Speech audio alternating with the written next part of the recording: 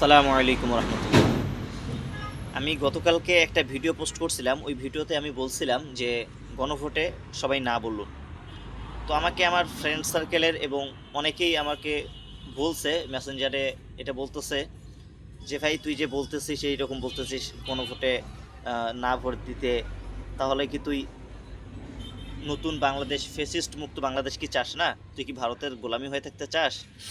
আমার এই কথা বলতেছে এবং বলতেছে এতগুলো মানুষ, যে এতগুলো ছাত্র ভাই যে মারা গেল, এতগুলো এতগুলো ছাত্র জনতা যে মারা গেল, এগুলোর জীবনের কি তোর কাছে কোনো মূল্য নাই? বিশ্বাস করেন আমার কথাটা শুনে মানে হাসি পাইতেছিল। হাসি কেন জানি পাইতেছিল, কারণ দেখেন, আমি আমি আপনার যারা আমাকে এই প্রশ্নটা করছেন, আমি এই ভিডিওর মাধ্যমে তাদেরকে উত্তরটা দিচ্ছি।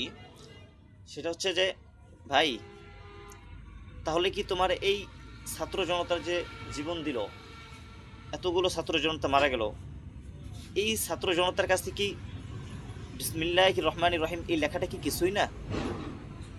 তারা কি মুসলমানের বাচ্চা না? তারা যদি মুসলমানের বাচ্চাই হয়ে থাকে, তাহলে তাদের সংবিধানের জুলাই সনদের শুরুতে বিসমিল্লাহির রহমানির রহিম লেখাটা বাদ গেল কেন? আবার এখন সংশোধন করে নিয়ে আসেন, আমি এই কথা বলতেছি না, কিন্তু গেল কেন এইটার উত্তরটা আমি চাচ্ছি। এইটা গেল কেন? যদি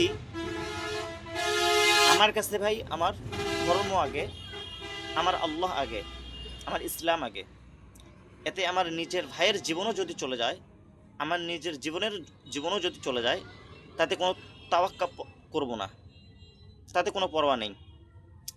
কিন্তু তুমি নতুন বাংলাদেশ গড়ার জন্য তুমি নাকি বলতেছো ভারতের দালালি বাদ দিতে। তার মানে কি তুমি এটা বুঝাইতে চাচ্ছ যে তুমি ভারতের দালালি বাদ দিয়ে এখন আমেরিকার গোলামি করবা, ব্রিটিশদের গোলামি করবা?